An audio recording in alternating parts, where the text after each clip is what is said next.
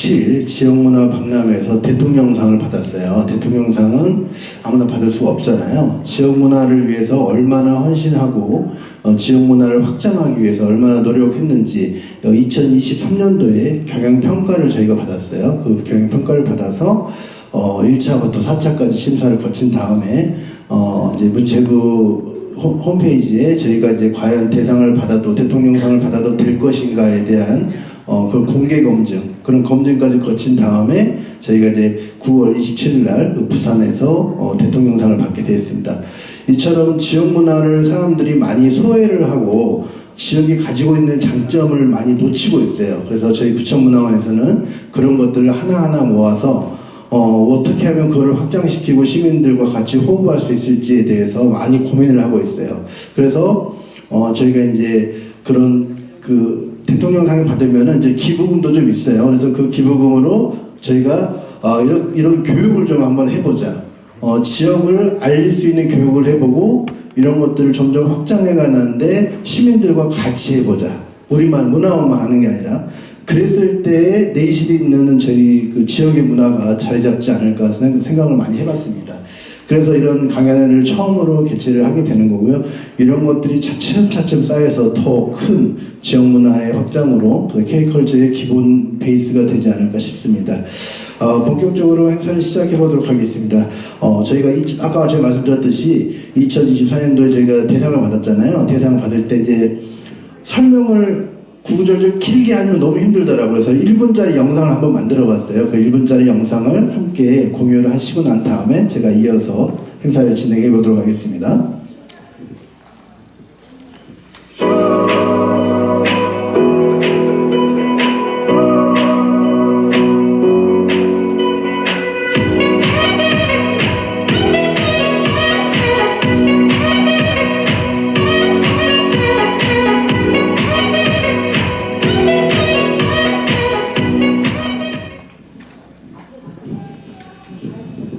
네, 보셨나요? 생각보다, 제가 시간을 좀 벌어보려고 했는데 생각보다 너무 빨리 끝난 것 같습니다. 하여튼 이런 식으로 저희가 2023년도에, 이제 손님들이 더 많이 오셨네. 교육을 받으러 오신 분들이 많이 오셨으니까, 본격적으로 이제 행사를 시작해 보도록 하겠습니다. 오늘 행사는, 국민의례, 그다음 문화원장님의 환영사 1강연, 그 다음에 2강연, 이렇게 행사를 좀 진행하도록 하겠습니다. 진행하신 도중에 질문이 있으시면 하셔도 되는데요. 질문이 이제 받으면 시간이 길어진다는 거 명심해 주셨으면 좋겠고요. 이런 질문과 답변 이런 것들이 자연스럽게 좀 일어나는 그런 강연회가 되었으면 좋겠습니다. 정식으로 다시 한번 인사드리겠습니다. 저는 부천문화원에서 문화사업을 담당하고 있는 부천문화원 신안식 팀장입니다. 반갑습니다. 네. 손님들이 많이 오시니까 이제 좀 마음이 좀 놓이고 행사를 좀 진행해 보면 제일 좋을 것 같습니다. 이 강연에는 부천항을 전문적으로 연구하는 부천항 연구소 연구위원들이 주축이 돼서 부천의 어제, 오늘, 그리고 내일을 주제로 4주간 강연을 하게 됩니다. 특히 부천의 지명, 역사, 인물과 민속, 향토사학 등에 대해서 25일까지 총 4회에 걸쳐서 진행이 되니까요. 행사 일정을 참고하셔서 꼭 전체를 다 참석해 주시면 좋을 것 같고, 참석해 주신 분들한테는 저희가 수료증을 드리도록 하겠습니다. 부천 바로알기 행사는 부천의 역사와 관심을 좀 이끌어내기 위한 행사고요. 부천시 공직자분들이나 도시재생, 마을자치 담당자들, 그 다음에 학회 종사자들이 함께 이 강연을 들었으면 좋겠다고 해서 기획이 운영되고 있습니다. 바쁘신 와중에도 참석해 주신 분들을 대표해서 저희 부천문화원을 대표해서 진심으로 감사의 말씀드리고요. 그럼 먼저 자리를 빛내주신 네 분들을 먼저 소개를 할 텐데요. 제가 혹시라도 놓친다고 하더라도 서운해하지 마시고 제가 또 계속 빈틈을 노려서 소개해 드리도록 하겠습니다. 부천문화원의 권순호 원장님 참석하셨습니다. 부천시의회 김선아 의회위원장님 참석하셨습니다. 부천시 행정동의 김인규 회장님 참석하셨습니다. 부천시 행정사위 이재영 회장님 참석하셨습니다. 부천시 바르게 살기 사무국장이신 오산 사무국장님 참석하셨네요. 네. 죄송합니다. 제가 부천시 지속발전협의회 오산 사무국장님 참석하셨습니다.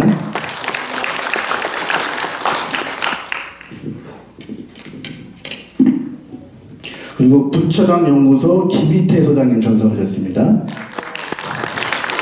네, 좀 뒤에 계십니다. 그리고 이제 저희가 부천문화원이 예산이 생각보다 많지는 않아요. 근데 이런 사업들을 저희가 추진함에 있어서 굉장히 많은 도움을 주신 분들이 계세요. 이제 부천문화원 임원분들이십니다. 임원분들 일어나셔서 같이 한번 인사하도록 하겠습니다. 자리를 좀 일어나셨어요? 네네. 네, 조희계 부원장님 외에 우리 임원님들 참석하셨습니다. 감사합니다. 이분들이 이제 회비를 좀 굉장히 많이 내주세요. 그래서 그거를 저희가 자산으로 삼아서 이런 사업들도 같이 진행을 하고 있습니다. 굉장히 저희 부천문화원에서는 없어서는 안 될 분들입니다.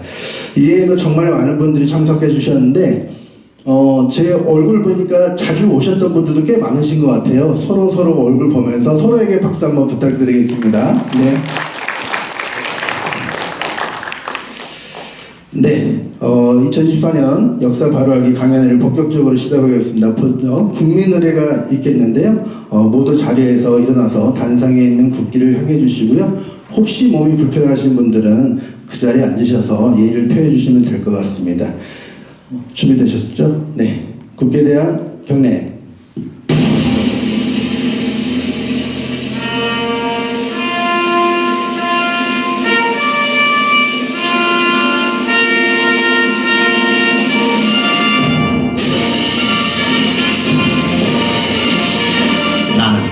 자랑스러운 태극기야, 자유롭고 정의로운 대한민국의 무한 영광을 위하여 충성을 다할 것을 굳게 다짐합니다.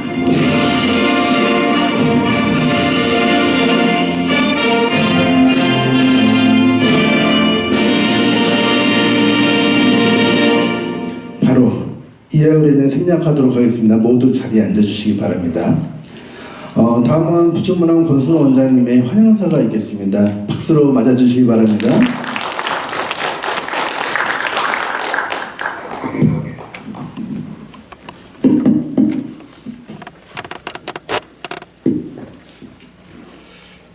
안녕하십니까. 부천문화원장 권순호입니다. 다시 한번 인사드리겠습니다. 바쁘신 와중에서 이렇게 참여해 주신 내빈 여러분께 다시 한번 진심의 말씀을, 감사의 말씀을 드리겠습니다. 그 뜨거운 여름이 다가올 때는 여름이 언제 지나가나 했는데 벌써 가을의 문턱에 또 와 있고 또 결실의 계절인 가을이 성큼 다가온 것 같습니다. 저희 부천문화원이 아카데미를 오늘 첫 개강을 하는 날이기도 합니다. 아마 타문화원에 비해서 아카데미는 타문화원도 사실 많이 있었는데 부천문화원은 그동안 사실 아카데미 강좌가 없었습니다. 그래서 이번에 꼭 한번 해보자 라고 시작해서 오늘 첫 강의를 이제 시작하게 됐고요. 저희 부천문화원이 제가 취임한 지 벌써 이제 한 4년 차가 되는데 정말 괄목할 만한 대단한 성장을 했고, 이 모든 것이 우리 문화원 직원들 또 저희 부천문화원을 또 사랑해 주신 여러분들이 있었기에 그것이 가능했지 않나 이런 생각을 했고요. 작년에는 저희가 그 경기도 문화대상을 받았고, 올해는 영광스럽게도 대통령 문화대상을 받았습니다. 이 모든 것이 많은 분들이 도와주셨지 않으면 안 되었지 않나 이런 생각도 해보고요. 사실 이번 아카데미도 제가 꼭 한번 해보고 싶은 이런 아카데미였었는데 이번에 대통령 대상을 받으면서 상금이 있어서 이거라도 한번 해보자 라고 해서 시작하게 됐습니다. 다시 한번 감사드리고요. 여러분들이 이 부천의 문화와 뿌리가 어떻게 보면 별거 아닌 거라고 생각을 하지만 지금 세계적으로 K컬처가 대단히 뜨고 있습니다. 전 세계적으로 사랑받고 있죠. 이 K컬처의 기본적인 저력은 바로 이 지역의 이런 뿌리 문화가 그 뒷받침을 해준다고 저는 생각합니다. 그래서 이 지역마다 있는 그 뿌리 문화가 있었기에 K컬처가 세계적인 문화로 자리매김하는데 아마 변함이 없지 않느냐 이런 생각이 듭니다. 그렇듯이 부천의 뿌리 문화도 대단한 자리매김하는데 그 역할을 한 것이 바로 부천의 문화가 아니겠느냐 이런 생각이 되어지고요. 여러분들의 끊임없는 관심과 격려 부탁드리고요. 저희 부천문화원은 또 한 번 또 성장할 수 있는 그런 기회를 매년 노력하고 있습니다. 그래서 여러분들의 관심 부탁드리면서 아침 저녁으로 또 날씨가 쌀쌀하고 안 좋은데 또 내일부터 더 추워진답니다. 건강 주의하시고 간단하게나마 인사에 가려보겠습니다. 감사합니다. 네, 다시 한번 큰 박수 부탁드리겠습니다. 원장님 잠깐만 가운데 서게 해주시고요. 제가 아까 말씀드렸잖아요. 저희가 대통령상을 받아서 그 포상금으로 처음 시작하는 사업이라고 그래서 말씀드렸잖아요. 여기 계신 모든 분들이 함께 사진을 찍어서 이런 것들을 좀 간직하고 싶어요. 저는. 그래서 원장님 가운데 계시고 여러분들이 좀 좌측으로 나오셔서 단체 사진을 좀 한번 찍어 주시고 그러면서 우리 지역 문화를 알리기에 우리 많은 시민분들이 참석하고 싶다는 것을 좀 상징적으로 저희 부천문화 홈페이지에 좀 올리고 싶은 욕심이 있거든요. 그래서 좀 앞으로 좀 나와서 사진을 좀 같이 찍어 주신 다음에 강의를 진행해 보도록 하겠습니다. 네.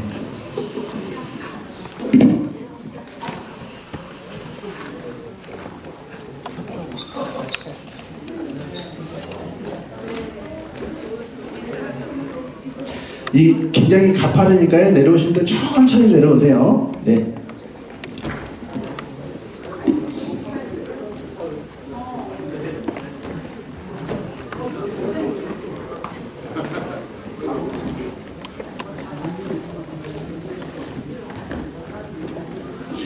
조명을 최대한 밝게 좀 켜보실래요?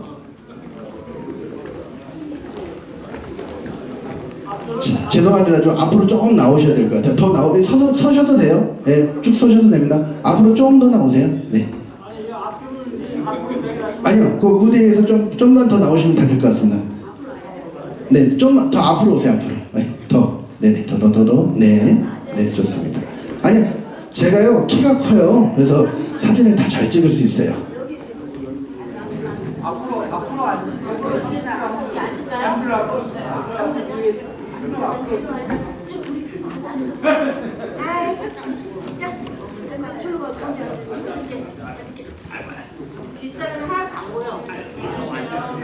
네, 여기서는 아주 좋습니다. 오늘 이야 굉장히 좋습니다. 찍어보겠습니다. 제가 시범을 한번 찍어볼게요. 하나, 둘, 셋. 네, 잠시만요. 네. 여기 또 계신데 네, 일단은 제가 다시 한번 찍어보겠습니다. 하나, 둘, 셋. 제가요 매번 하는 거 있는데, 네, 손을 앞으로 쫙 이렇게 손금을 저한테 보여주세요. 손금을. 네, 네. 네, 손금을 좀 보여주시고, 네, 손금을 좀 잘 제가 찍어보도록 하겠습니다. 하나, 둘, 셋. 살짝 흔들어 보세요. 웃으면서 웃어주세요. 하나, 둘, 셋. 아주 좋습니다. 네, 감사합니다.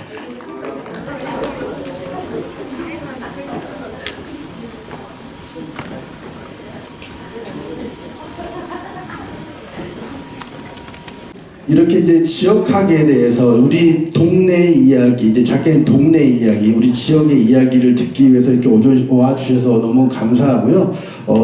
처음 이렇게 시작하지만 나중에는 정규 강좌로 만들어서 저희가 이제 대학처럼 커리큘럼도 내놓고 그 다음에 이제 개강식도 하고 정식도 졸업식으로 하고 이렇게 발전할 수 있는 계기가 될 수 있을 것 같아요. 그리고 이제 중간중간 쉬는 타임도 있을 거고 좀 지루하지 않게 저희가 휴식 시간이라든지 이런 것들을 제공할 거니까요. 간식도 좀 제공을 해 드릴 거고요. 앞으로도 이제 4주 동안 많은 관심 부탁드리면서 제1 강연을 맡으신 권순호 원장님을 큰 박수로 다시 한번 모셔보도록 하겠습니다.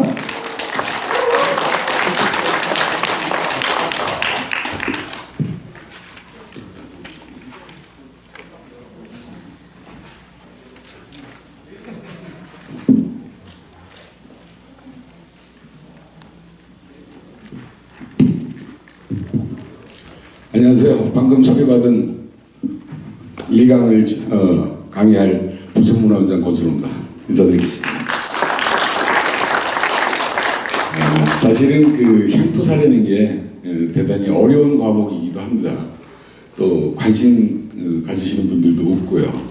그래서 오늘 여기 강의 들으실 분은 기존에 알고 있던 부천의 역사를 잠시 내려놓으시고 그냥 편하게 이렇게 들으셨으면 좋겠습니다. 아마 몇 번 들으신 분도 있는 걸로 알고 있는데요. 사실은 이번에 이 강의는 보통 한 12시간에서 14시간을 해야 다 들을 수 있는 강의인데 시간이 1시간 반 정도 저한테 주어져서 1시간 한 20분 정도 제가 강의를 할 거고요. 한 10분은 질의응답을 받도록 하겠습니다. 그래서 아마 궁금하신 내용 있으시면 기억하고 계셨다가 강의가 끝나고 난 다음에 아마 질의를 해주셨으면 좋겠고요. 제가 한 10여 년 전부터 역사 달력을 제가 제작을 했습니다. 그게 어디 가서 강의를 하려다 보니까 사실은 아무것도 없이 말로만 강의를 하다 보니까 앉아서 들으시는 분들도 대단히 불편하고 그래서 달력에 대한 내용을 갖고 강의를 하니까 이해도도 빠르시고 대단히 좋으시다고 해서 말씀을 하셔서 달력의 내용을 13카트를 갖고 설명을 해서 강의를 하고자 합니다. 우선 강의에 앞서서 우리가 알고 있었던 어원에 대한 거, 지명에 대한 거, 특히 예전에는 선견지명이라고 하죠. 그런 말을 많이 썼는데 지금은 거의 그런 언어를 자꾸 이제 없어지고 있는 그런 실정이기도 하죠. 여러분들 부천에 대한 지명을 얘기에 앞서서 우리가 얼마나 잘못된 지명의 의식을 갖고 있느냐라는 것을 벌써 말씀드리고자 하는데요. 여러분들 각 지역별로 독쟁이 고개라고 있습니다. 저희 부천에는 유한대학교 앞이 독쟁이 고개고 인천은 독쟁이 고개라고 대단히 유명하죠. 근데 그 지명을 지금 현대 언어로 표준어로 그 지명을 풀면 전혀 다른 뜻이 됩니다. 독쟁이라는 말이 원래는 원음은 덕제입니다. 길 덕자에다가 고개제자를 쓰는 건데 긴 고개라는 뜻입니다. 근데 그 어원의 개념을 제대로 모르고 그냥 풀었으면은 여기 독 굽는 마을이 있었나 보다 이렇게 풀어버립니다. 인천 시사에도 보면 독쟁이 고개 그러면 여기 독 굽는 마을이 있었다라고 이렇게 풀어버립니다. 우리 부천에도 유한대학서부터 저기 영등포 입구까지 긴 고개입니다. 그래서 거기에 덕제라고도 했었죠. 지금은 독쟁이라고 부릅니다. 그래서 덕제가 덕제 하다 보니까 강음절을 변해서 독이 되는 겁니다, 사실은. 이제 그런 어원들, 그 다음에 강원도 쪽에 가보시면 아마 재미난 어원 중에 하나가 절골 휴양림이라고 있습니다. 그러면 지금의 어원을 풀면 여기 절이 있었나 보다, 아니면 절 마을이 있었나 보다 이렇게 풀어버립니다. 근데 사실은 절골 휴양림의 그 절자는 절개절자를 씁니다. 마을 골자를 쓰고요. 그래서 절하고는 전혀 관계가 없이 낙석의 위험이 있으니 깎아지른 듯한 지형이니까 낙석의 위험이 있으니 조심하라는 위험 표지판이었습니다. 구한말까지. 그래서 한글이 아니라 한문으로 써서 거기가 위험하다라는 어떤 위험 표지판이었었는데 지금 그 지명을 지금 언어로 풀니까 절이 있었던 곳으로 이렇게 달라지는. 그래서 사실 지명이라는 것은 대단히 단순한 것 같지만 대단히 해석하는데 어떻게 해석을 하나에 따라서 대단히 뜻이 달라지죠. 지명에 대한 부분은 특히 부천 같은 경우도 고유 명사에 대한 지명이 보통 큰 도시라 하더라도 200여 개가 넘지가 않습니다. 근데 부천에는 약 한 400여 개가 넘습니다. 부천은 대단히 역사적으로 지금은 지형이 전국에서 가장 적은 도시로 전락이 됐지만 예전에는 이 부천이 대단한 커다란 지역이었었다. 바로 삼한시대의 마한에 54개국의 일국이었던 바로 우휴노탁국이라는 나라가 있었고요. 그 다음에 삼국시대 때 고구려 백자 신라가 항시 이 부천을 뺏고 뺏겼던 그런 지역이기도 합니다. 그래서 부천에는 고구려 언어, 백제 언어, 신라 언어 이것이 삼국의 언어가 그대로 존재하는 지역이기도 합니다. 더더군다나 통일신라 언어, 고려시대 언어, 조선시대 언어, 고려시대 때는 몽골의 침입을 받다 보니까 흑말갈, 청말갈 언어까지도 부천에 존재하는 그런 지형이기도 합니다. 그래서 저는 사실은 역사학이나 국문학을 전공을 하지는 않았지만 저는 원래 토목과 출신입니다. 부천에서 오랫동안 살아오다 보니까 누군가는 이거를 공부를 해야 되는데 그래서 혼자 독학으로 또 교수님들 찾아다니고 전국에 또 이런 지명학자들 찾아다니고 해서 내 고향이니까 지명에 대한 걸 좀 풀어보자라고 했고요. 지금도 아직도 공부하고 있지만 아직도 풀지 못한 그런 지명도 있습니다. 그래서 이 지명 하나를 푸는데 보통 금방금방 푸는 게 아니고 어떤 거는 30년 만에 지명을 푸는 게 있고요. 가장 늦게 지명을 푼 게 저 계양산입니다. 그 계양산에 대한 지명을 풀고 나니까 한 35년 걸렸나? 지명 하나 푸는데 그런 노력과 관심, 끈기 없으면 그 지명을 쉽게 풀 수가 없습니다. 진말이라는 지명을 풀기 위해서 제가 일본의 오사카까지 갔다 왔고요. 춘천의 우유모타국을 찾기 위해서 춘천의 우두동까지 가왔고, 현장 검증이 실사가 가장 필요한 것이기도 합니다. 똑같은 지명이라 하더라도 지역별로 틀립니다. 그래서 지명에 대한 것은 계곡이 발달되어 있는 지역은 계곡과 관련된 지명, 또 바다와 인접해 있는 지역은 바다와 관련된 지명, 또 강과 근접해 있는 강과 근접한 여러 가지 언어 지명들이 발달이 되어 있죠. 그래서 사실은 제가 한 35년 공부를 했나요? 그렇게 했음에도 불구하고 오늘 여러분들한테 부천에 대한 것만 이제 설명을 해드리고자 합니다. 그래서 편하게 이렇게 들으셨으면 좋겠고, 부천이라는 지역이 여러분 아마 오늘 처음 강의 들으신 분들은 부천이 234개 지방자치단체 중에서 거의 땅의 면적이 가장 작죠. 반경이 8km밖에 안 됩니다. 아까 여기 옹진문화원장 오셨는데 참 인사를 소개를 안 시켜드렸어요. 저 깜짝 놀랐습니다. 여기 옹진문화원장님 참석해 주셨습니다. 박수 한번 부탁드리겠습니다. 근데 가장 작은 지역인 줄만 우리가 알고 있었던 부천이 한 40-50년 전만 해도 전국에서 면적이 가장 큰 지역이었습니다. 아마 오늘 첫 강의 들으신 분들은 깜짝 놀라실 거예요. 어떻게 부천이 그렇게 컸지?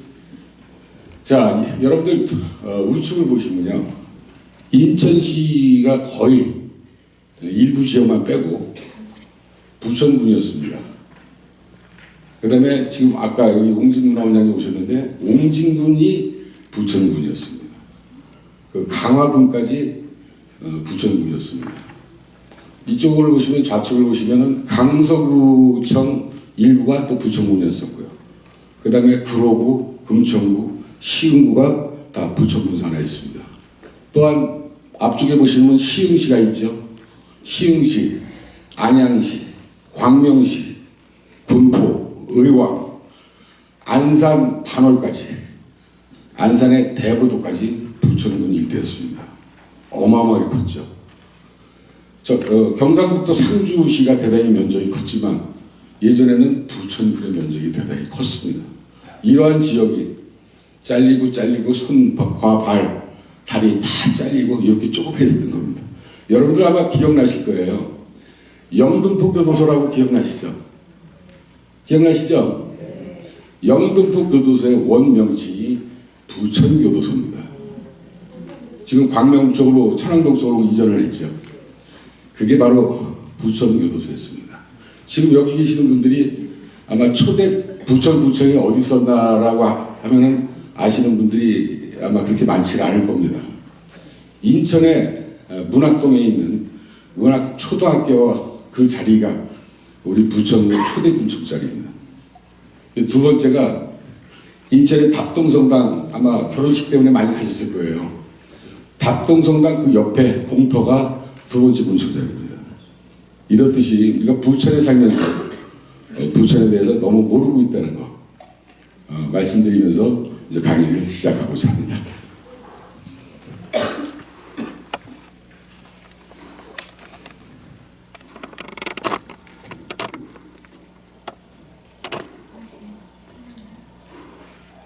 너무 빨리 공부하는데.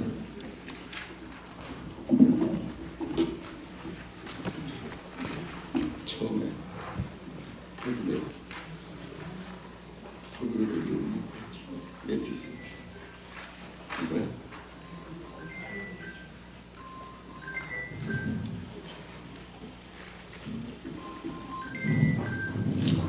역사 연대가 사만시대 마음부터 시작되는 게 아니고 1월달 달력부터 이렇게 하고 말씀을 드리겠습니다. 어차피 오늘 다 말씀드릴 수가 없어요. 사실은 짧게 지각해서 말씀드리니까 이렇게 이해하시면 좋겠습니다.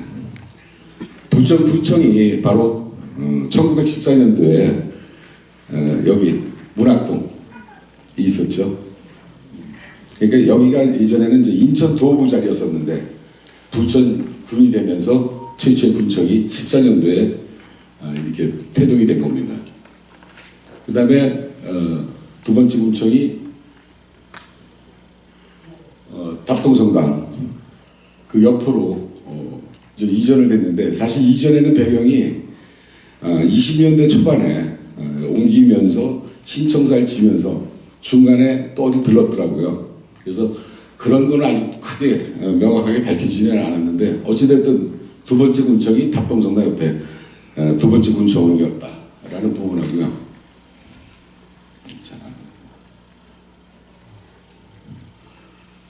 세 번째가 부천 지금의 남부역, 지금은 대신증권이었던 자리인데요. 62년도에 부천읍자리라고 그러죠. 부천읍자리로 세 번째 군청사가 이전을 하게 됩니다. 그 다음에 네 번째가 지금의 원미구청사가 바로 1979년도에 부천시청이 네 번째로 이제 이전을 하게 되는 겁니다. 73년도에 시승격이 돼서 79년도에 신청사를 짓고 옮기게 되는 거죠. 아마 저게 박정희 대통령이 12.6 사태 때 서거를 했죠. 제가 아는 기억으로는 12월 27일 날 부천시청사에 박정희 대통령이 오기로 하기 하루 전날 서거를 해서 그날 청사 개청식 때 못 온 걸로 제가 알고 있습니다. 그 다음에 다섯 번째가 바로 97년도에 지금의 부천시 청사입니다. 그래서 부천군에서 부천시가 되기까지 5번의 이전을 하면서 지금의 부천시청이 자리를 하게 된 거라고 볼 수 있습니다. 이 부천시가 진짜 경락의 어떤 과정을 거치면서 지금의 부천시청이 우뚝 솟을 수 있는 그런 부천시가 되지 않나 이렇게 생각도 해봅니다.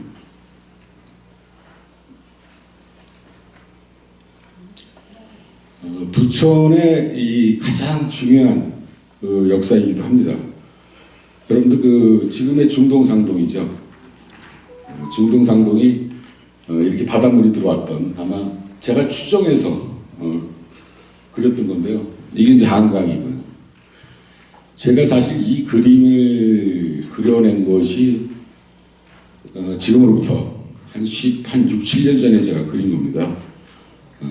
그리고 제가 거의 한 15년 동안을 다니면서 뻘이 공사를 했을 때 건물 주인을 만나서 이거 할 때 뻘이 나왔느냐 안 나오냐를 체크를 해서 추정해서 그려놓은 겁니다.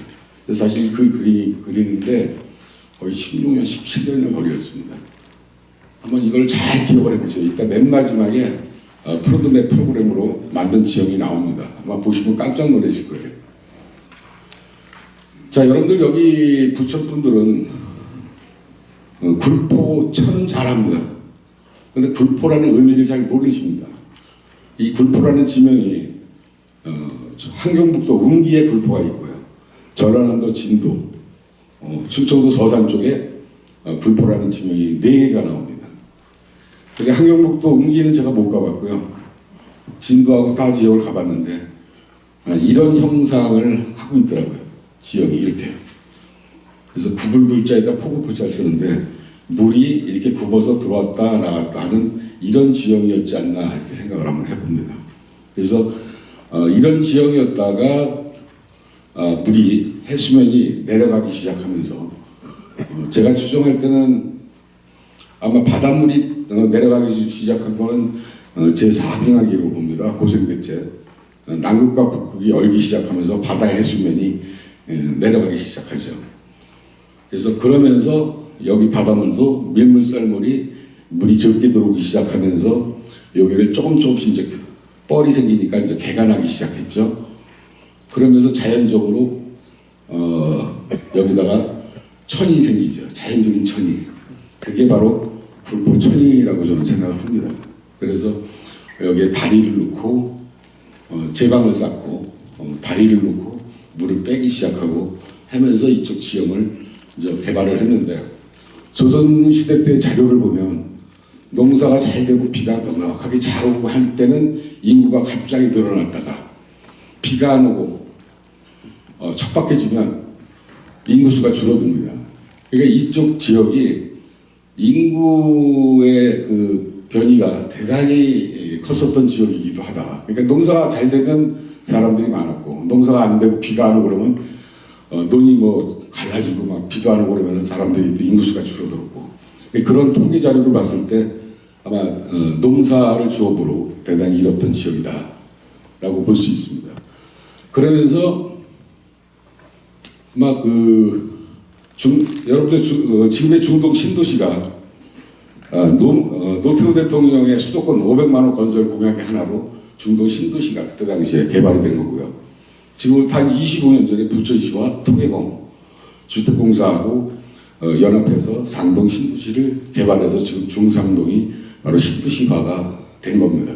원래 이전에는 이런 지형 속에서 농사를 짓고 이랬던 그런 지역이기도 합니다. 사실 부천의 과거가 뭐 몇백 년 전에부터 바뀐 게 아닙니다. 사실 한 50년, 40년, 50년 만에 중동 상동 신도시가 이렇게 생겨난 겁니다. 그래서 대단히 부천이 한 70년대, 80년대부터 엄청난 어떤 개발과 변화 속에서 지금의 부천 신도시가 만들어졌다라고 이해하시면 될 것 같습니다. 여러분들 지금 아라뱃길이라고 있죠. 아라뱃길이 원래는 그 아라뱃길이 아니고요, 경인운하 사업이었습니다. 고려시대 때 최씨 무신정권 때죠. 세곡선이죠. 한양에 중앙집권이 존재를 하다 보니까 전라도나 경상도나 충청도에서 사람이 끌고 오진 못하고 배를 통해서 그 세금 대신 쌀로 이동을 하게 됩니다.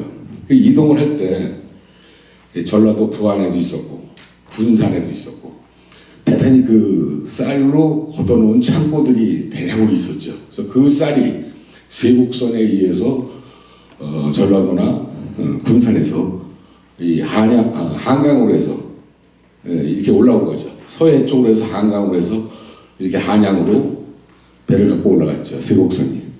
이제 그러는 과정에서 군산이나 서산 이런 쪽에서 배가 암초에 부딪혀서 좌초되기도 하고 시간이 많이 걸리죠. 예전에는 뭐 전력이 없었으니까. 그러다 보니까 강화로 돌아서 세곡선이 들어오다 보니까 가만히 생각을 해보니까 지금 여러분들 인천이 면적이 대단히 넓어지죠. 예전에는 인천의 인구가 부천보다 반도 안 됐습니다. 지금의 인천이 제가 고등학교 때 70년대 다닐 때만 해도 주안이라든가 동암이라든가 이런 것은 하나 개발이 안 되고 다 뻘이었습니다. 사실 그랬던 지역이기 때문에 바닷물이 들어왔기 때문에 사실 섬에 불과했습니다. 조그만 섬들이 계속 옹기종기 있는 그런 섬과 같은 그런 지역이었다고 보시면 이해가 될 겁니다. 그래서 인천의 지금 면적의 한 48%, 거의 50%의 지금 인천시의 면적이 다 바닷물이 들어왔었다 생각하시면 될 겁니다. 그걸 다 개간하고 개발한 것이 지금의 인천입니다. 사실은. 그래서 사실은 여기 지역에서도 그때 당시에 요 철마산 앞까지 바닷물이 들어왔죠. 그래서 인천으로 해서 여기다가 운하를 뚫으면 이렇게 해서 한양으로 세곡선을 옮기지 않겠느냐라고 했던 것이 바로 고려 초 무신정권, 최씨 무신정권 때 이 사업을 시도했던 겁니다. 그런데 하다 보니까 돌산이 나오고 공기는 계속 늘어나고 그래서 포기를 한 겁니다. 사실은. 포기를 했다가 인천의 최기선 시장이 김영삼 정권 시절에 이 문화 사업을 시작한 것입니다. 사실은 그 사업 프로젝트를 제가 준 겁니다. 사실은 이걸 한번 해보십시오.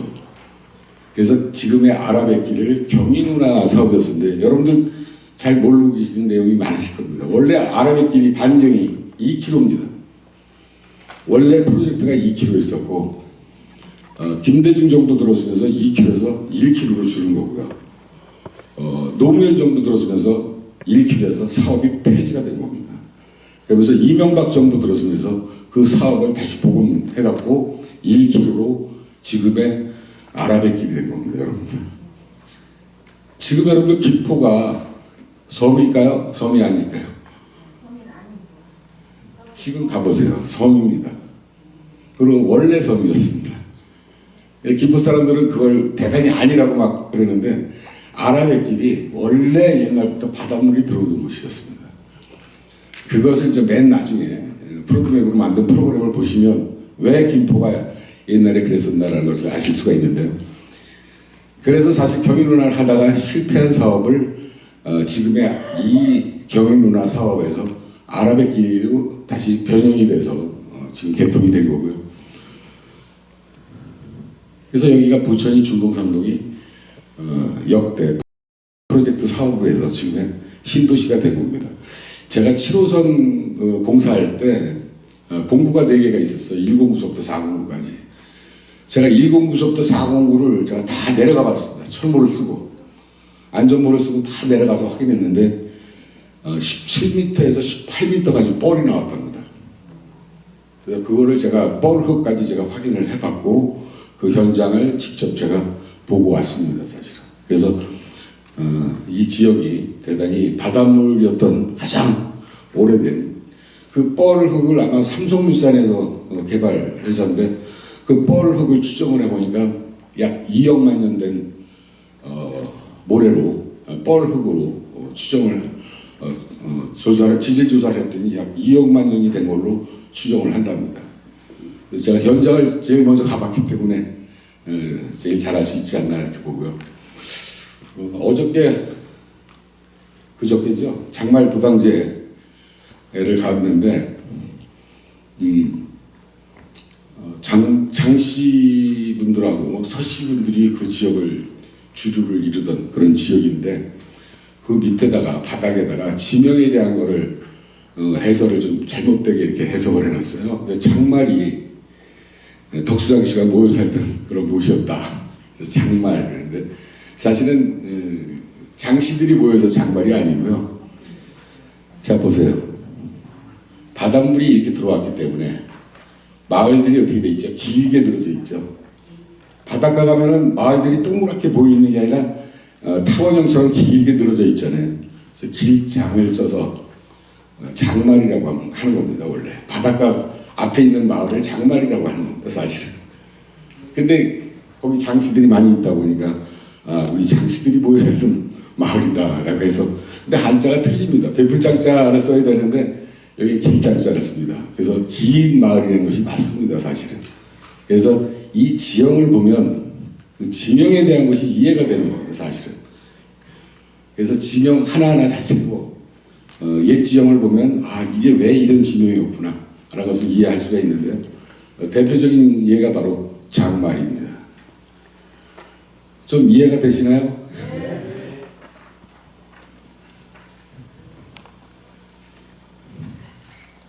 그래서 이 굴포는 부천에서 가장 중요한 역사의 핵심 포인트입니다. 사실은. 부천을 복사골이라고 하죠. 80년대, 70년대 후반에 중앙정부 정책 일환으로 각 지방정부의 문화사업을 꽃피우는 정책 일환으로 사실은 복숭아가 제일 많았기 때문에 부천을 복사골이라고 그러는데 사실은 일본 사람 박계하라는 일본 역장이 1903년대에 와서 나무를 복숭아를 심었다라고 그랬는데 사실은 그건 아닙니다. 일본 사람이 와서 심은 게 아니고요. 사실 조선 사람이 심은 게 맞습니다. 그리고 제일 먼저 심은 거는 부천이 아니라 인천입니다. 그때 당시는 부천이었으니까 부천 맞죠. 그래서 부천에서 인천에서 심은 거를 한국분이 조선분이 부천에다 갖고 와서 사실 이제 복숭아를 심었는데요. 근데 여러분들 그 복숭아에 대한 개념을 우리가 즐겨 먹으면서도 복숭아에 대해서 잘 모르고 계세요. 아마 연세 드신 분은 기억이 나실 거예요. 저도 어렸을 때 할머니 할아버지들이 계속 앉아서 뭘 읊조리시더라고요. 그게 뭘 읊조리시라 그랬더니 모모따로상 복숭아 동자를 동요 동시로 외우고 그걸 읊조리고 계시더라고요. 그래서 왜 이걸 하고 계시냐 그랬더니 1920년도에 조선 총독부에서 언어 말살 정책 일환으로 일본어를 가리키었던 거죠. 그게 우리가 한글을 배울 때 바두가 배우듯이 모모따로상이나 복숭아 동자를 갖고 일본어를 가르쳤습니다. 그러다 보니까 옛날 노인네들이 복숭아 동자를 앉아 계시면 그냥 머릿속에서 기억을 하니까 읊조려졌던 게 바로 이 복숭아 동자입니다. 아마 아실 거예요. 내용 말씀을 드리면 옛날 어느 시골에서 안악들이 산골에서 내려오는 시냇물에서 빨래를 하는데 커다란 복숭아가 떠내려오더라. 그 복숭아를 건져서 쪼개보니 그 안에 어린 동자가 나오더라. 그 자녀가 없는 노부부가 귀 여겨 갖다 키우는데 한 살 한 살 자라나면서 신통하고 신묘하기가 이를 데 없더라. 그 모모따로상 복숭아 동자가 10세 되던 해 일본 전역에 나쁜 도깨비들이 성행하였는 바 이 모모따로상이 후련히 나타난 나쁜 도깨비들을 잡아서 복숭아 안에다 집어넣고 닫아서 멀리 던져버렸네. 이게 모모따로상 동요입니다. 동시이기도 하고요. 그래서 사실은 어떻게 보면 슬픈 과거죠. 우리 언어 말살시키고 일본어를 갖다 세뇌시키기 위해서 가르쳤던 그 복숭아입니다. 사실은. 근데 그것이 부천의 토산통으로 해서 대단히 교과서에 나올 정도로 복숭아가 유명해진, 그래서 소사 복숭아 이게 대단히 유명해진 그런 내용인데요. 그러면 중국 복숭아가 있죠. 중국은 납작 복숭아가 있고 우리나라 토종 복숭아는 뭐 천도 복숭아, 개 복숭아라고 하죠. 용도와 쓰임새가 틀립니다, 여러분들. 중국의 복숭아는 신선들이 먹는 음식이라고 해서 한 개를 먹으면 1000년을 산다고 합니다. 장수의 개념을 갖고 있습니다. 중국 사람들은 복숭아 찾으면 죽었다 깨어나도 복숭아는 꼭 먹습니다. 도둑질을 해서도 먹습니다. 그거 대단히 달죠. 그리고 요새 그 중국 복숭아는 납작 복숭아처럼 찐빵처럼 양손을 딱 눌러놓은 복숭아처럼 달기도 무지하게 답니다. 먹기도 편하지. 이렇게 잡고 돌려가면서 먹으면 되고. 그래서 중국의 복숭아는 장수를 뜻하는 그런 복숭아고요. 일본의 복숭아는 여러분들 그냥 먹으려고 하는 복숭아가 아닙니다. 사실은. 일본의 복숭아는 수호신 성격을 띠고 있습니다. 일본 사람들은 집을 짓는다거나 자녀가 태어났거나 사업을 시작할 때 복숭아나무를 심습니다. 그 복숭아 동자가 우리 사업, 건강, 우리 가족을 지켜준다는 하나의 수호신 성격을 띠고 있습니다. 그래서 일본 사람들은 집을 지면 꼭 안이나 바깥에 복숭아를 심습니다. 그래서 예전에 제가 어르신 사실 때 여쭤봤더니 일본 사람들이 짓는 복숭아 밭 근처에는 조선 사람들 근처도 못 오게 했고요. 풀 하나 뽑더라도 본인들이 직접 그 복숭아 나무 관리를 철저하게 이렇게 했답니다. 그래서 일본 사람들은 하나의 수호신 성격을 띠고요. 우리나라의 천도복숭아, 개복숭아는 어떤 의미를 갖고 있을까요? 우리나라 복숭아는 방부제 역할을 합니다. 방부제 역할 기능을 하고 귀신을 쫓죠. 제가 부천의 무당협회 회장한테 여쭤봤어요. 진짜 귀신을 쫓냐? 귀신을 쫓는답니다. 그러니까 인간의 힘으로 키운 게 아니고 개복숭아 들판에 그냥 산에 나홀로 이렇게 키워져 있는 그 복숭아에 가지를 잘라서 문 입구나 그 방문 앞에 들어오기 전에 두면은 귀신이 침범을 하지 못한답니다.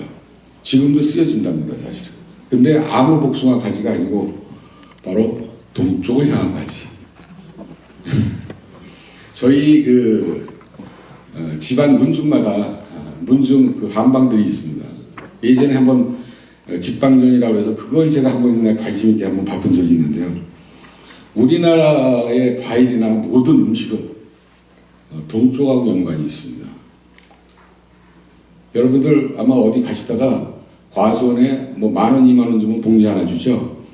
그럼 봉지만큼 따라고 아무 과일이나 따지 마시고 동쪽을 향한 걸 찾으셔서 동쪽 것만 드시면 대단히 좋습니다.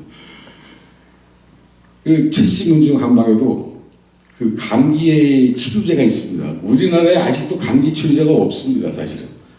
근데 경주 최씨 집안에 감기 치료제가 있어요. 호박잎이었는데요. 호박잎이 이슬을 먹으면 그 새벽 5시에 가서 따서 이슬 먹으면 호박잎을 따서 끓여서 먹으면 신통하게 감기 치유가 된다라고 쓰여져 있어요. 근데 그것도 재미난 게 뭐냐면 호박잎 끝이 동쪽을 향할 것 이렇게 되어 있습니다.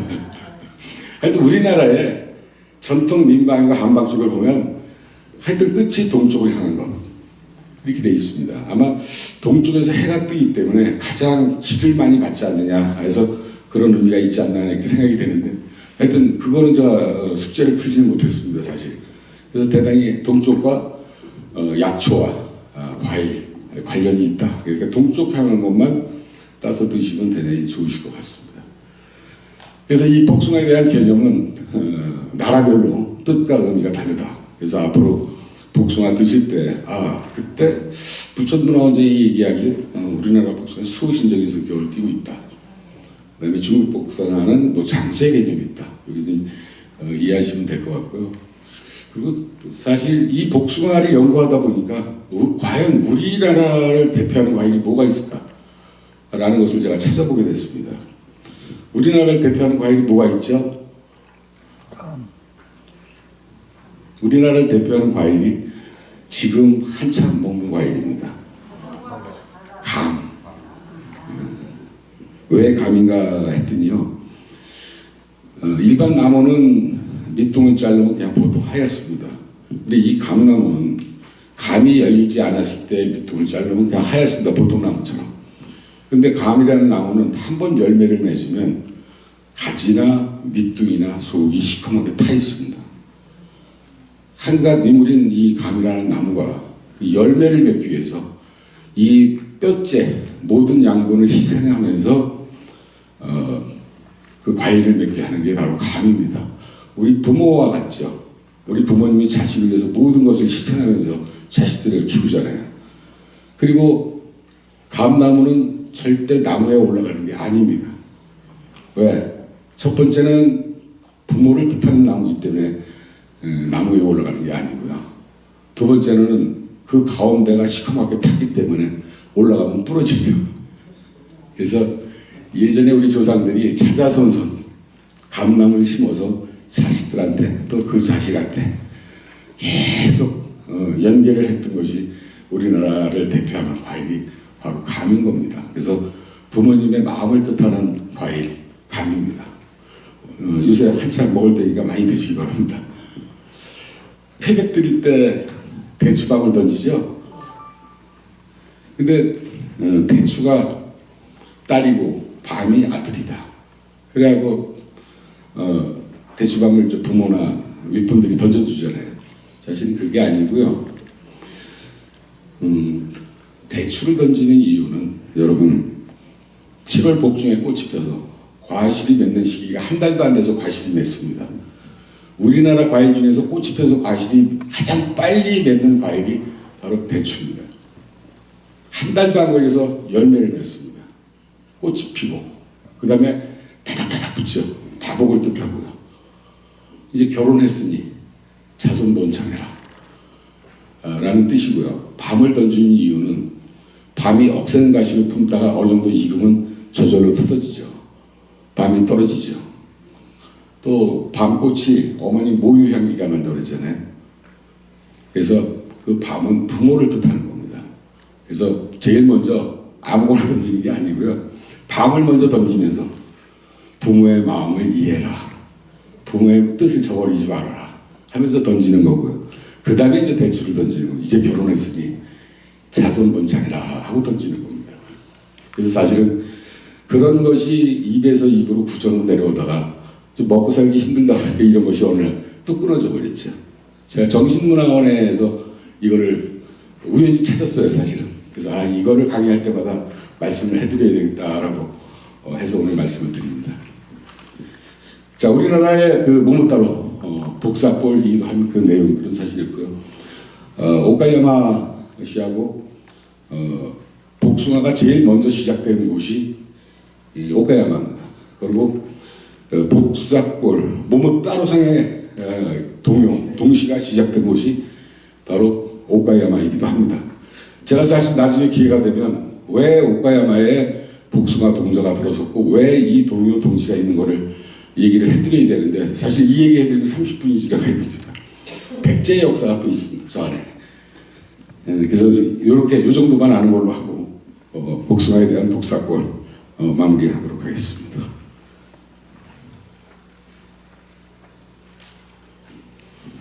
부천 사람들이 과연 어떻게 살아갔을까요?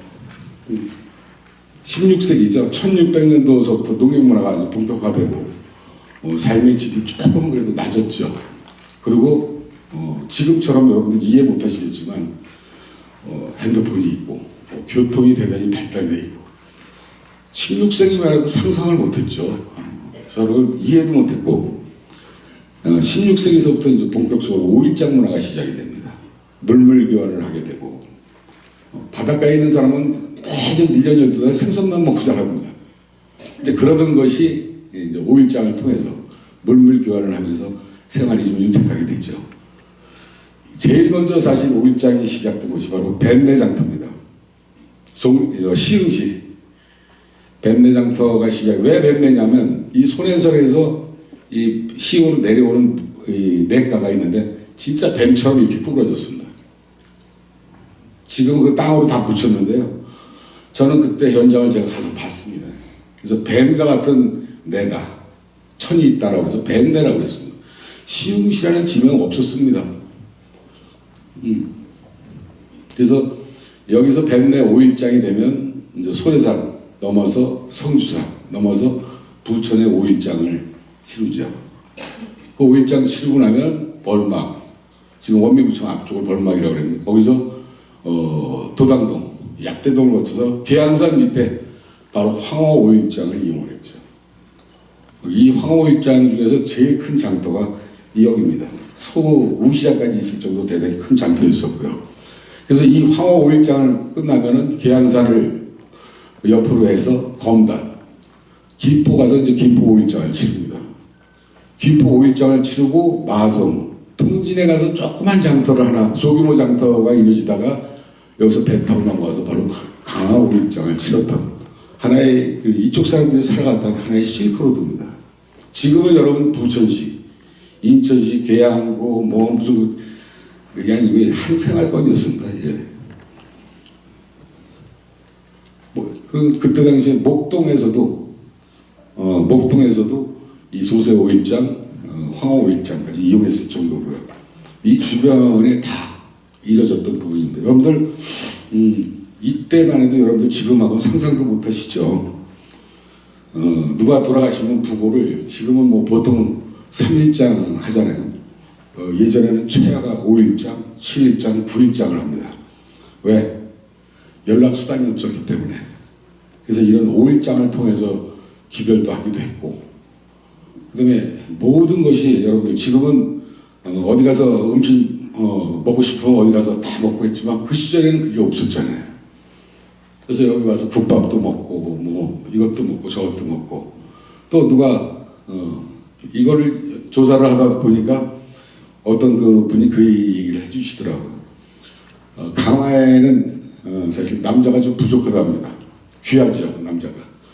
여자들이 있는데 이 5일장에 어느 집 딸이 강화 처자가 하나 결혼을 앞두고 있는데 중매점수라고. 그러면 그 강화댁은 얼굴도 안 보고 데리고 갔대요. 생활력이 강해서. 그래서 그런 것도 제가 조사를 하다 인터뷰하고 조사하다 보니까 그런 말씀도 해주시더라고요. 그래서 바로 이 시대 때 살아갔던 하나의 실크로드이기도 합니다. 그래서 모든 생활의 여건이 이 5일장을 통해서 시작해서 5일장을 끝났다고 해도 과언이 아닐 정도로 대단히 그 당시에는 대단히 융성했던 그런 지역이기도 합니다. 여기 외집분들이 제일 궁금해하는 게 어떤 걸 궁금해하시냐면 이 성주산 넘어가는데 소래산 성주나무산 넘어가는데 여우고개 하우고개 이걸 꼭 질문을 하세요. 어디 가서 이렇게 강의를 하면 여우고개는 제가 듣기로는 제가 어렸을 때 거기 한미 기업이라고 그래갖고 미국에서 외국산 순놈 돼지를 갖고 와서 우리나라 돼지를 개량하기 위해서 교미를 시키던 곳이 있었어요.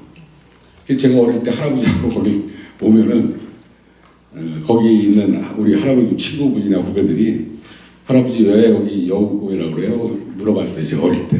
그랬더니 지금도 여우가 많단다.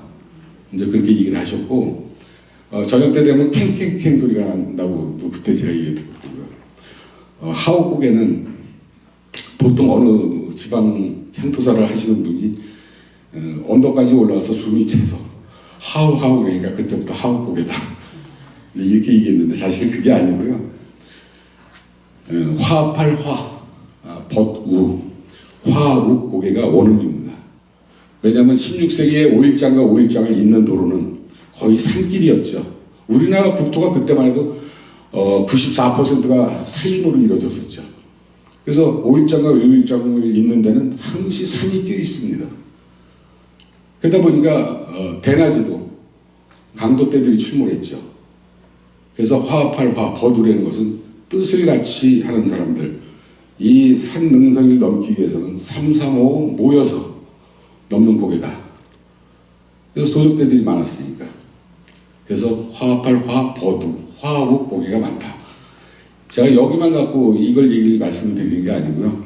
우리나라에 5일자가 있는 깊은 산이 있는 그 5일자가 5일장을 잇는 산길에는 거의 화욱 고개입니다. 허욱 고개로 하고요. 허우는 중국식 발음이고요. 화우는 우리나라식 발음이고요. 그래서 화욱 고개는 강도떼들을 막고 피하기 위해서 여럿이 모여서 넘는 고개다. 이렇게 하시면 될 거고요. 화욱 고개를 중국음으로 얘기하면 허여우 이렇게 발음을 합니다. 허여우. 그래서 뭐 허욱 고개 또 저기 연천, 토천, 파주 이런 데 가면 거기는 허욱 고개라고 합니다. 중국식 발음으로. 그래서 허욱 고개, 하욱 고개 이런 부분은 음운에 좀 차이가 있을 뿐이지 뜻과 의미는 똑같다. 5일장과 5일장을 잇는 강도떼가 출몰했던 그런 지역이다. 이렇게 이해하시면 될 것 같습니다.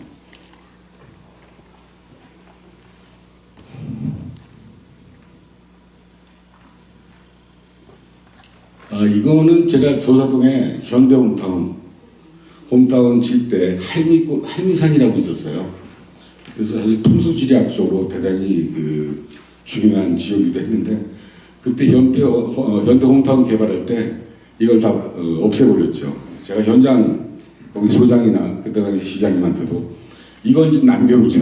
이건 대단히 역사적으로나 풍수학적으로 대단히 큰 의미가 있는 지역이다라고 해서 했는데 뭐 개발 또 이익 이 개념 속에서 제 의견이 뭐 들었을 리도 없고요. 그래서 없어져서 제가 역사적인 그 산실로 만들어 놓자 했던 겁니다. 그래서 이 할미고개라는 것은 여러분들 구부러진 할머니를 뜻하는 게 아닙니다. 여러분들 할미라는 것은 어디 지명이나 이렇게 보면 바람을 지칭하는 어원입니다. 전설적인 어원이라고 해서 바람을 지칭하는 어원이고요. 할미고개다 그러면 바람이 많은 곳이구나. 그래서 여러분들 그 지리산에 노고단을 보면 고자가 며느리고죠. 원래는 이게 할미고자입니다. 그러니까 할미자가 들어간 지명에는 바람이 많다는 바람을 뜻하는 거다. 제가 어릴 때도 어느 할머니가 옛날에 문풍지가 달컹달컹 부리면 영동 할멈이 시샘 부린다고 그래요. 아마 들으신 기억이 있으실 거예요. 영동 할멈이 시샘 부리고 있다. 그래서 영동과 할멈은 바람이라는 동일 이음이다. 이렇게 보시면 될 것 같습니다. 그래서 앞으로 어디 가시더라도 할미산이 있네, 할미고개가 있네, 저기는 바람이 많은 곳이구나. 이렇게 보시면 아마 이해가 되실 겁니다. 제가 안타까워서 한번 만들어 놓은 겁니다, 이거는.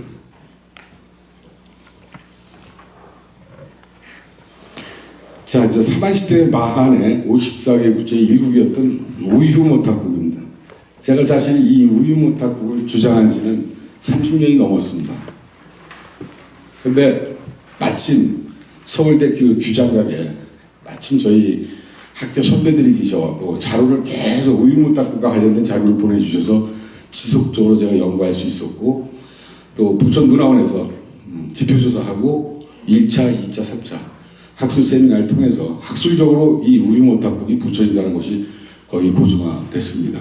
그래서 사실은 부천은 문화도시뿐만 아니라 역사 문화도시로 자리매김 많은데 가장 큰 역할을 한 것이 바로 우유모탁국인데, 수원에 있는 그 어느 학술대에 2년차 될 때 어느 교수님이 아마 우유모탁국의 추정지로 본다면 약대동 아니면 송내동일 것이다.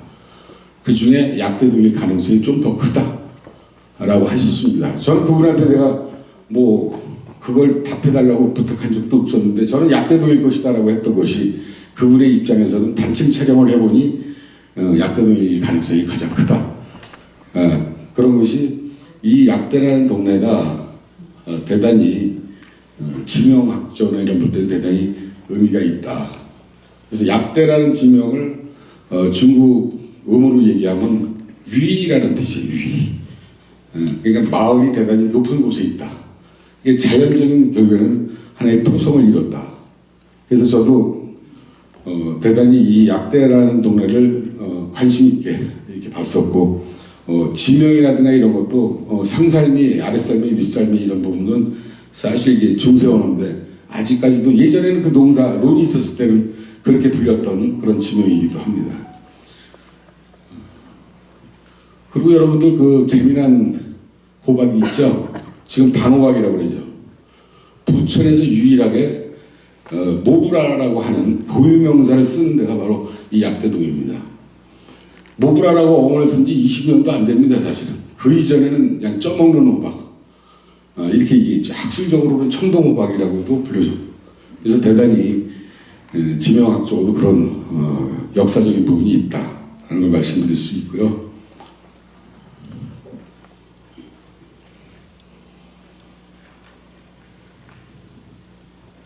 원종동, 여월동, 작동, 고강동, 지금의 오정구 이런 지역을 뜻하죠. 고리울 축제도 하고 있고, 한마디로 얘기하면 산골 마을이라는 뜻입니다. 중세 언어로 검다래라고 합니다. 검다래. 크고 작은 마을들이 어우러진 큰 마을을 뜻합니다. 지금의 오정이라는 뜻하고 똑같습니다. 검다래가 오정동의 옛 언어입니다. 근데 고리울 축제, 고리울이라는데, 고리울이라는 얘기는 무슨 뜻이냐면 마을 하나가, 집이 하나가 50m부터 100m 하나씩 있어요. 산골 마을이다 보니까 같은 울타리 있는 마을이다. 같은 울이다. 그래서 같은 울, 까치울. 그러다 보니까 까치 작자를 써서 작동이라는데 까치하고 전혀 관련이 없습니다. 계양산 밑에 작전동도 산골 마을입니다. 이 까치 작자를 쓰는 거는 까치하고 전혀 관련이 없습니다. 고리울이 원어입니다. 고리울, 같은 울, 까치말. 그래서 까치가 많아서 까치말이 아니고 산골 마을이라는 뜻입니다. 이게 대표적인 백제 언어이기도 합니다.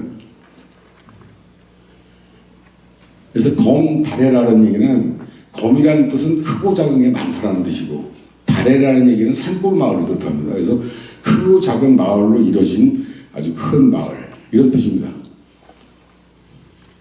원종 멀 엄자에다 마루 좀 쓰죠. 맨마루라고도 하죠. 긴 고개라는 뜻입니다. 여월동 뭐 달가 같다고 그랬는데 여월동은 맨 끝에 붙어 있어요. 이렇게 끝에 같은 여자 써서 나도 같은 울타리 있는 마을이다라는 그런 지명의 뜻이고요. 작동은 산골 마을, 고강동은 뭐 어느 동하고 어느 동하고 합쳐서 지금 만들어진 지명인데, 그래도 역사나 유래가 대단히 깊은 그런 지역이기도 합니다.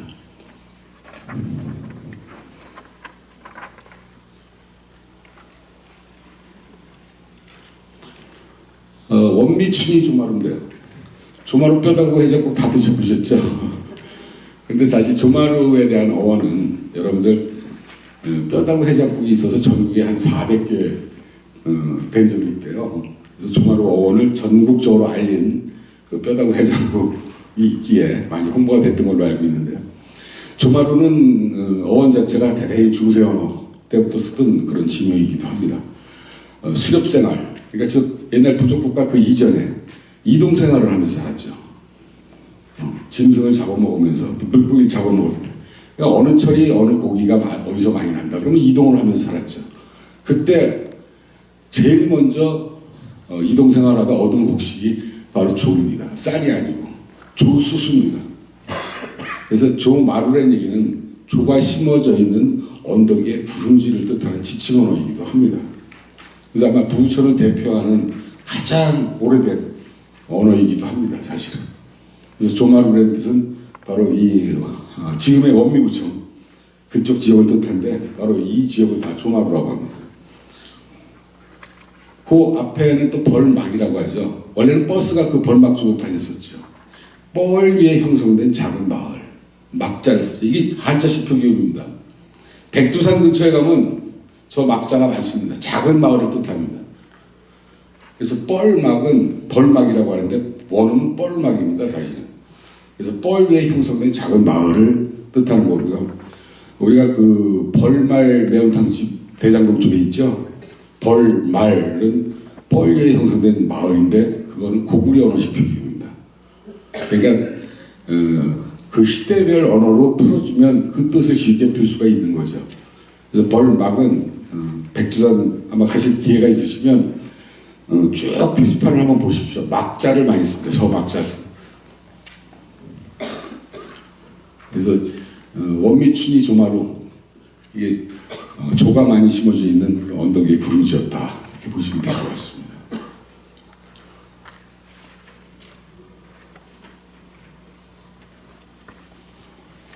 벌막을 아까 잠깐 말씀드렸지만 이게 부천의 로타리였었어요. 60년대 70년대 농사 다 지시면 옛날 아버님들이 벼농사한 한 10가마 여기다 갖다 놓고 한 일주일 동안 약주 드시고 그리고 이제 다 떨어지면 집에 들어오시기도 합니다. 그래서 예전에 그 도로가 지금은 대단히 사방팔방으로 사통팔달이 돼서 잘 돼 있지만 이게 이제 여러분들 부천 남부역에 보면 땡땡이 골목이라고 있죠.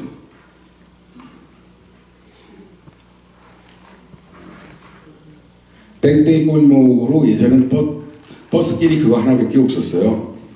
그래서 그 길이 바로 이 길이고 이게 이제 조마루 뼈다구 해장국 그 언덕 이렇게 해서 원종동, 여발동 이쪽으로 가는 거고요. 이게 이제 도당동, 약대동, 오정동 가는 이 세 길밖에 없었습니다, 사실은. 그래서 부천에 하나의 대표적인 로타리였었다. 지금은 뭐 상상도 못하죠.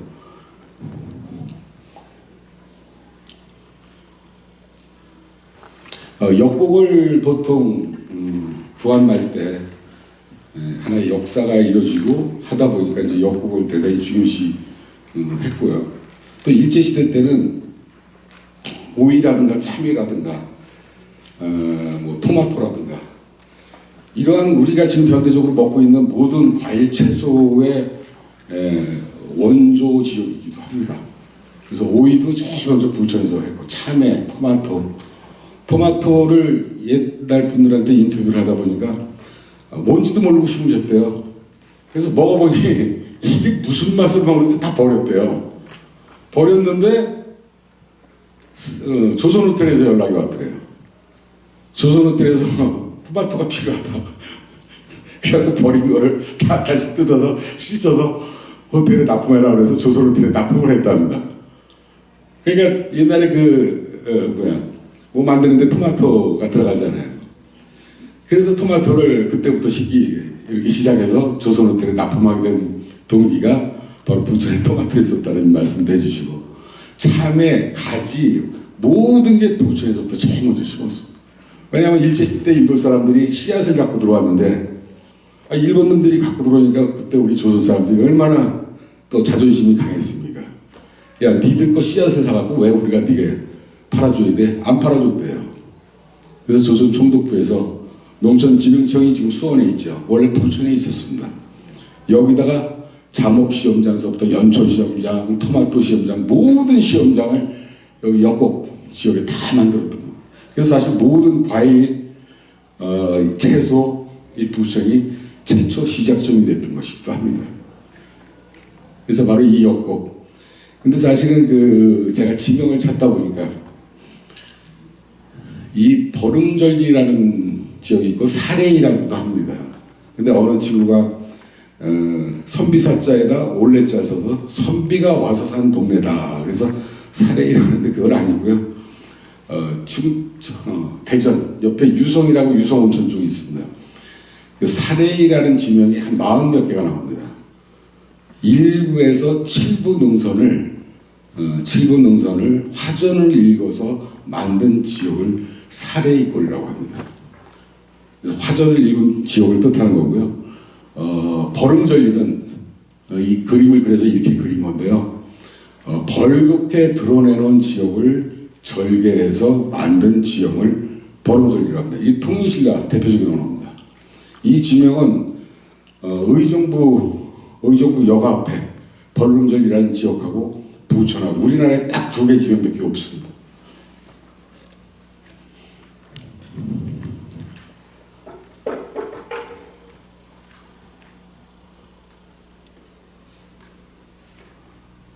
이 계안동하고 범박동인데요.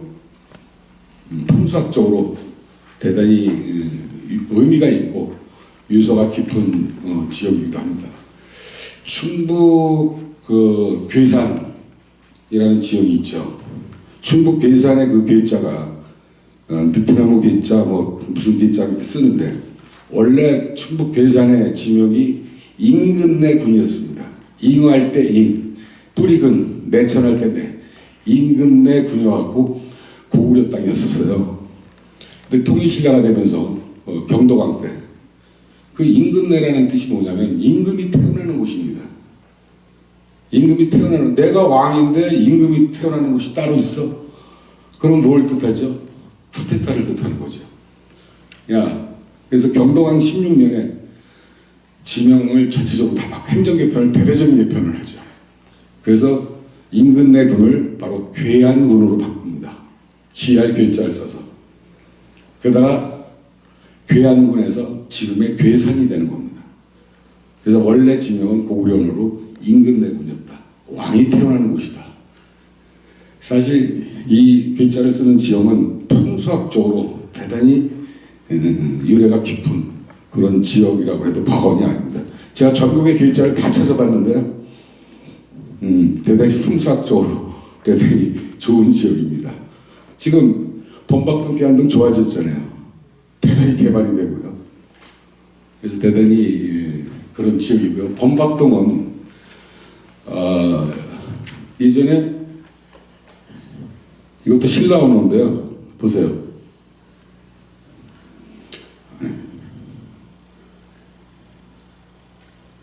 신라원호인데요.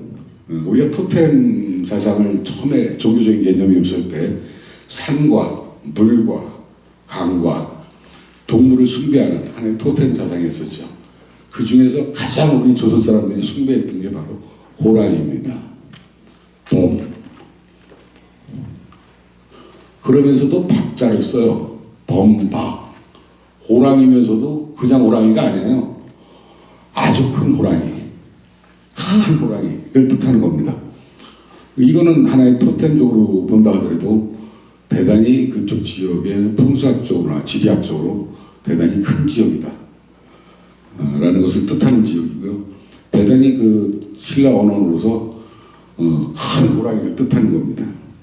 여러분들 그 노래 제목 중에 울고 넘는 박달재라는 게 있어요.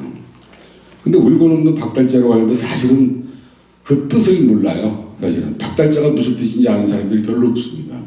어느 산에 뭐 아냐? 라고 묻는데 박달재라는 뜻은 통일신라 신라 언어이기도 하고요. 전형적인 신라 언어고 박 아주 크다라는 뜻입니다. 여기 박시성을 갖고 계신 분이 있나요? 시조가 누구시죠? 박혁거세라고 그러죠. 박혁거세 성을 보고 이름은 뭔지 아세요? 보통 시조가 누구시냐면 박혁거세라고 그래서 성은 뭐냐고 그러면 박씨고 혁거세가 이름이라고 그러는데 박혁거세가 사자성입니다. 박혁거세 사자성입니다. 을지문덕 사자성이고 연개소문 사자성입니다. 일본이 사자성을 많이 쓰죠. 일본 사람들이 그 영향으로 사자성을 쓰는 겁니다. 그 성씨의 그 사람의 인물됨과 뜻이 달려 있죠. 마국간에서 태어난 아주 커다란 인물이라는 뜻입니다. 박혁거세가 아래서 태어난 게 아니고, 그래서 박이라는 것은 대단히 크다. 고개입니다. 울고 넘어 하도 높은 산에 고개를 넘는데 너무 힘이 들어서 눈물이 흘리면서 고개를 넘을 정도로 힘든 고개라는 뜻입니다. 전형적인 저희 신라 언어입니다. 그래서 사실은 우리 언어인데도 우리가 잘 모릅니다. 사실은 여러분들 지명이라는 것도 아까 서두에 잠깐 말씀드렸지만 삼한시대의 마한 언어, 그 다음에 고구려 백제 신라 언어, 통일 신라 언어, 고려시대 언어, 조선시대 언어, 일제식 표기어, 한자식 한글 언어, 대단히 복잡다합니다 사실은. 근데 그 언어와 문자와 지명에 역사가 숨어 있습니다. 그래서 대단히 진짜 아까 제가 인사말에도 말씀드렸듯이 전 세계적으로 각광받는 K컬처가 바로 우리 뿌리 문화가 있기 때문에 사실 가능한 그런 문화라고 저는 생각하는데, 이 범박이라는 지명도 대단히 중요한 그런 지명이기도 합니다.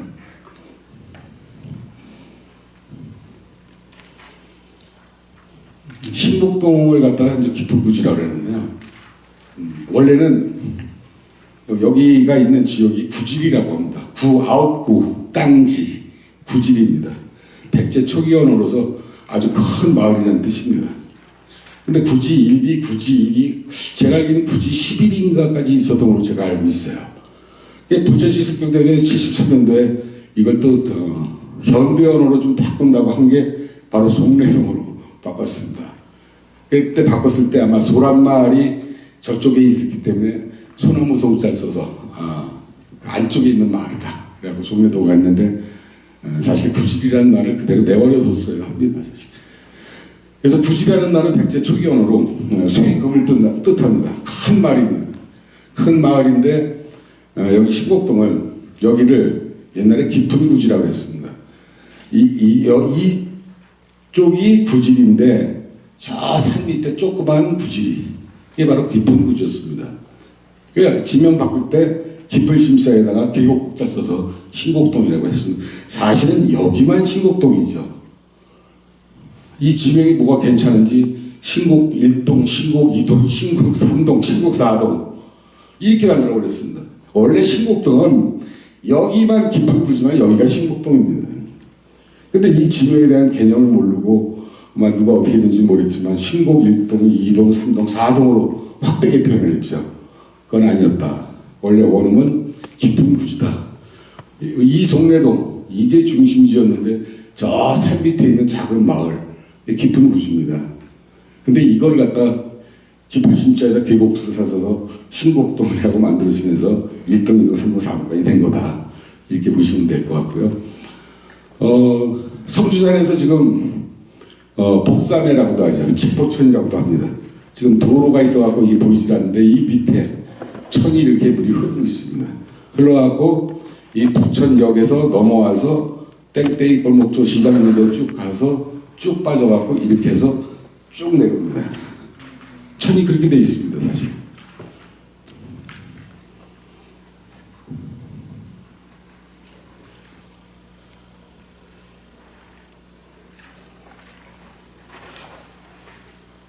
오정동하고 오세동인데 아까 검단해라는 말씀을 제가 드렸죠. 오정이라는 뜻이 나우의 고물의 정자를 썼는데 오동나무의 정자정으로 바뀌었죠. 잘못 바뀐 겁니다, 사실. 그때 내가 잘못됐다고 얘기를 했는데도 그냥 무지막지하게 한자를 지명을 또 한자를 바꿔버렸는데 그 고강동에 변상근 아호가 5장입니다. 예, 거기에 오동나무 옷자라고 해서 억지로 몇 살을 이걸 바꿨는데 왜 그게 잘못됐는지 제가 말씀을 드릴게요. 여기가 원래 원종동, 여월동, 공항동, 작동 일대를 검다래라고 했습니다. 검다래라는 얘기는 크고 작은 마을이 어우러진 큰 마을이라는 뜻입니다. 오정이라는 뜻도 마찬가지입니다. 크고 작은 마을들이 어우러진 아주 큰 마을이라는 뜻입니다. 그래서 중세 언어하고 지금 오정이라는 한자 지명도 뜻이 똑같은 겁니다. 그래서 오동나무로 정자를 저는 곳이 많았기에 오동나무의 정자정이 맞다라고 바뀌었습니다.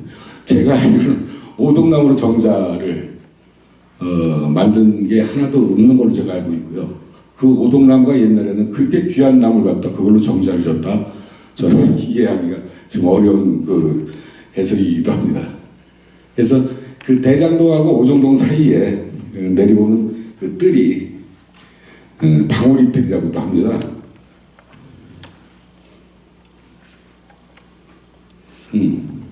이걸 방울이라고 하는데 여기가 바닷물이 이렇게 들어왔던 거를 제방을 싸서 만든 뜰이라는 그런 뜻입니다. 아마 땅 파면 다 뻘이 나오죠. 제가 추정을 해보기에는 저 원종동, 여월동까지 바닷물이 들어온 걸로 제가 알고 있습니다. 지난번에 어떤 공사를 하길래 그 토목공사할 때 저를 좀 불러달라. 그러니까 올 3월달인가 제가 가봤더니 뻘이 여월동까지 나오더라고요. 바닷물이 원종동으로 해서 여월도까지 들어왔던 그런 흔적을 볼 수 있었습니다.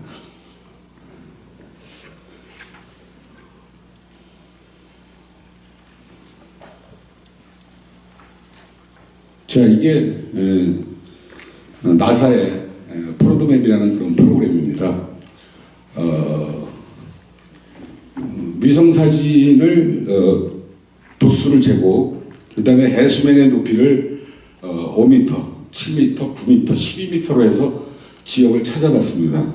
그 과연 해수면이 옛날에는 4빙하기 때 100m가 내려갔다는 하는데 그거는 제가 추정을 못하겠고 그래서 12m 정도로만 프로그램을 한번 적용을 해봤습니다. 그랬더니 이런 지역이 나오더라고요.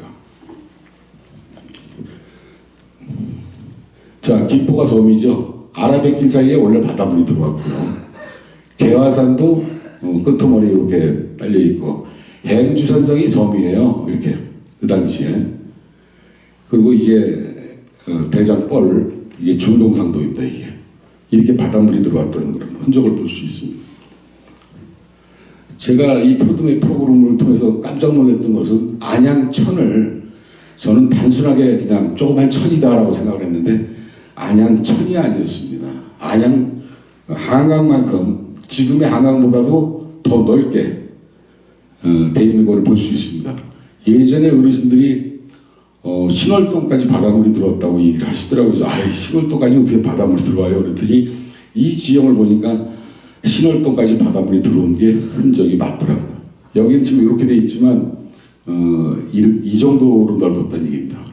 지금의 한강 면적의 2배, 3배죠. 이렇게는. 1년에 한 번씩 숭어떼가 출몰을 하죠. 한강으로. 숭어떼가 출몰하는데 그 숭어떼가 지금 어디 있냐? 안양천에가 있습니다. 숭어떼가 밀물과 바닷물을 갖다가 아침 새벽에 저녁 때 한 번씩 오고 가는 어류인데 지금은 그 안양천에 어마어마하게 있답니다. 그리고 그 아침에 그 산보를 하시는 분들이 고기 좀 잡지 말라고. 고기를 잡아가면 괜찮은데 거기서 칼로 내장을 짜서 다 버리니까 비린내나고 냄새 나니까 제발 잡지 말라고 그런 문구도 있다고 그러는데 이런 지형학적인 부분들이 대단히 지금 그 여러 학계에서 발표하는 것이 지금 24년이죠. 35년에는 해수면이 한 9m 정도까지 올라갈 것이다. 라고 많은 그런 그 학계에서 지금 발표를 합니다. 그래서 지금 우리나라 수자원공사라든가 이런 쪽에서는 그거에 대한 대비책을 지금 대단히 세우고 연구하고 있는 걸로 알고 있습니다. 부천도 아마 글쎄 그때 가서 걱정해야 될 일이고요. 내용들이 사실 앞뒤 없이 이렇게 이제 말씀을 드렸는데 사실은 2시간씩 해갖고 14시간에서 16시간을 해야 되는 강의 내용입니다. 근데 1시간에 반에 끝내라고 그러니까 지각을 하다 보니까 앞뒤 없이 이렇게 강의를 한 것 같습니다. 자, 이거 마무리하도록 하고요. 뭐 궁금한 거 있으시면 제가 말씀하십시오. 성주 송내동의 기자라고 합니다. 말씀하신 내용을 잘 들어서 또 지역을 이해하는데 굉장히 유익한 시장인데요. 한 가지 궁금한 사람은 성주산 있잖아요. 성주산에 대한 지명이 일제시대의 이런 천황부식 중상이다, 반대 세상이다. 이름을 바꿔야 된다는 의견이라고요. 거기에 대한 영향을 고개를 듣고 싶습니다. 산에 대한 부분은 제가 시간상 말씀을 안 드렸는데 사실 솔직하게 말씀드릴게요. 산은 악자가 들어가야 산입니다. 우리나라에 설악, 치악, 악이라는 뜻이 중세언어로 산이라는 뜻입니다. 험하고 악한 곳이 산이다 라는데 천만의 말씀, 중세언어로 악자를 산이라고 했습니다. 하동에 가면 악양면이라고 있어요. 악양면을 가면 산으로 둘러싸인 지역을 뜻합니다. 그래서 산이 이게 성주산이다, 원미산이다 의미 없습니다. 산 아닙니다. 저거 우리나라 지형학도 예전에 볼 때는 저 산도 아닙니다. 사실은 앞산입니다. 그냥 뒷산이고 옆산이고. 그래서 지명에 대한 건 의미가 없다. 그나마 계양산 정도가 계양이라는 지명을, 산에 대한 명칭을 갖고 있는, 부천에 있는 산은 솔직히 말씀드려서 산에 대한 지명의 의미가 없다 라고 저는 개인적인 의견인데 그런 부분이고요. 아마 지금 질의하신 분이 아시겠지만 여기가 상악골이라고도 했죠. 들어보셨죠? 상악골. 어떤 분은 그 상하에 대해서 대단히 관심을 갖고 의미 깊게 말씀을 하세요. 근데 상하라는 뜻은 코끼리 상하를 뜻하는 게 아니고, 옛날에 코끼리가 어디 있었어요? 상하가 어디 있었고. 상하라는 뜻은 위에 있는 마을이다. 산 위에 있다, 마을이.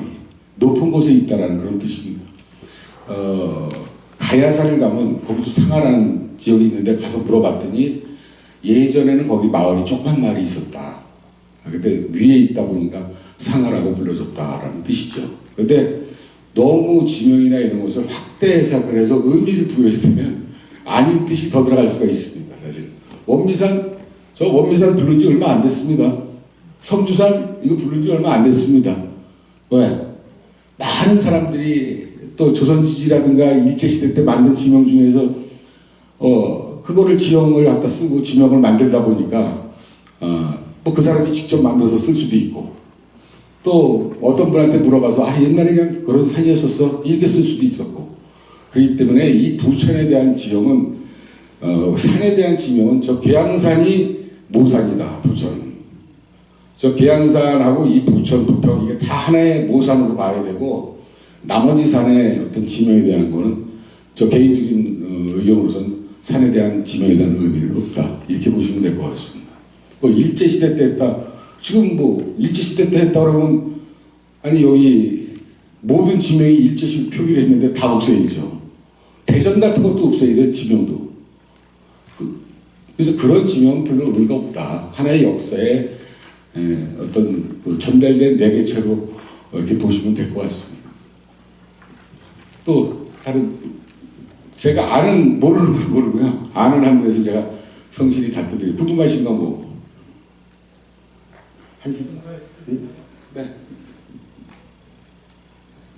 또 제가 사실 1시간 반 정도 하다 보니까 앞뒤 없이 이렇게 강의를 했습니다. 그래서 나중에 시간이 좀 있으면 복숭아에 대한 역사도 더 말씀드릴 게 있고, 사실은 있는데 그 전문적으로 말씀드릴 부분들도 있고 여러 가지가 있는데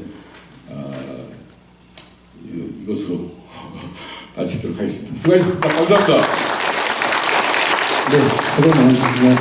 다시 한번 큰 박수 부탁드립니다. 네, 아까 제가 잠깐 놓쳤었죠. 멀리서 오셨는데 좀 소개가 소홀했던 것 같습니다. 웅진문화원 태동철 원장님 다시 한번 일어서서 인사해 주시면은 우리 큰 박수로 보답할 것 같습니다. 네. 감사합니다. 좀 힘드시잖아요. 몸을 좀 많이 움직여야 되니까 10분 휴식한 뒤에 우리 그 향토문화연구소 그 부천항연구소 김태 그 소장님의 그 강연이 이어지겠습니다.